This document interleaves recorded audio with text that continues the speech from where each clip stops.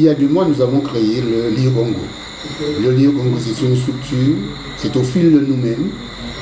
Nous faisons une rencontre avec tous les hommes et les femmes du monde qui prétendent interpeller chacun de nous pour l'avenir d'un nouveau monde.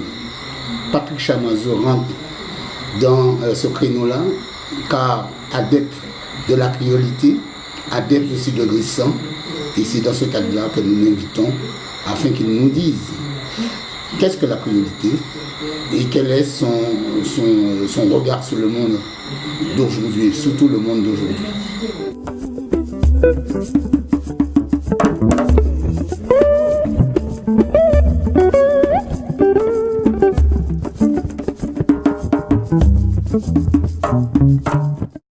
Le moment de parution d'un nouveau livre, c'est un moment intéressant parce que ça permet de retrouver des amis qu'on n'a pas vus depuis longtemps et de revenir dans des lieux qu'on n'a pas visités ou dans lesquels on n'a pas séjourné.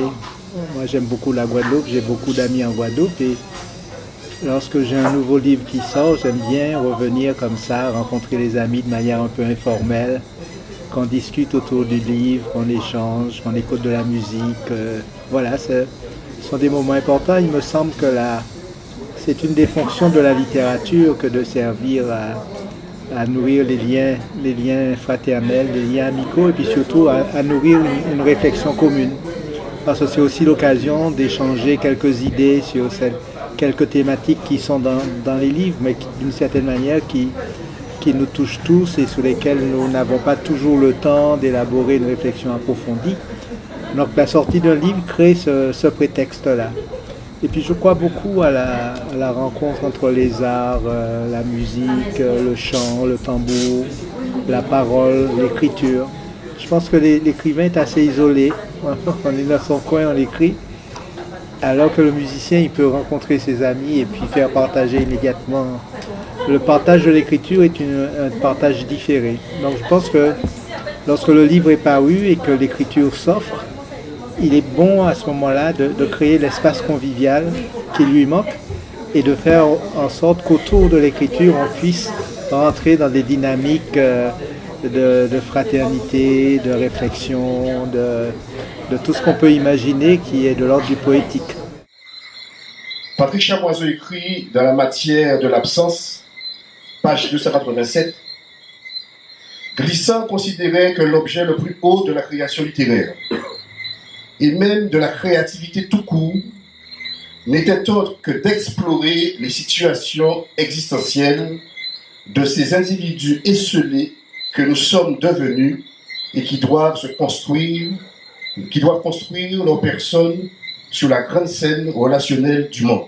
Quand on écrit un roman, on n'est plus enserré dans des chapitres, des organisations. On a vu des exemples dans l'histoire de la littérature où la structure romanesque ne peut se définir que par son ouverture, son caractère protéiforme et son aptitude à s'adapter pratiquement à toutes les audaces imaginatives et narratives.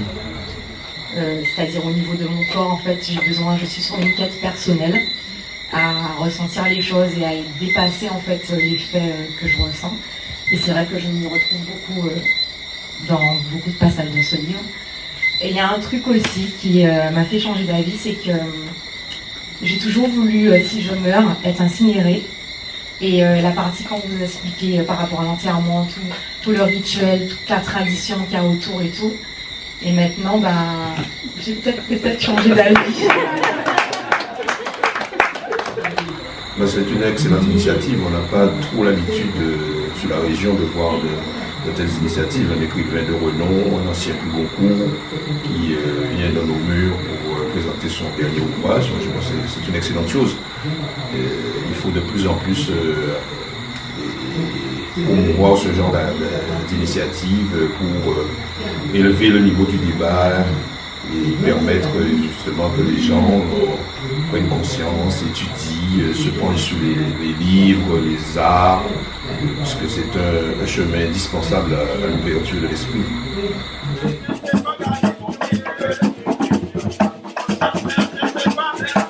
Merci.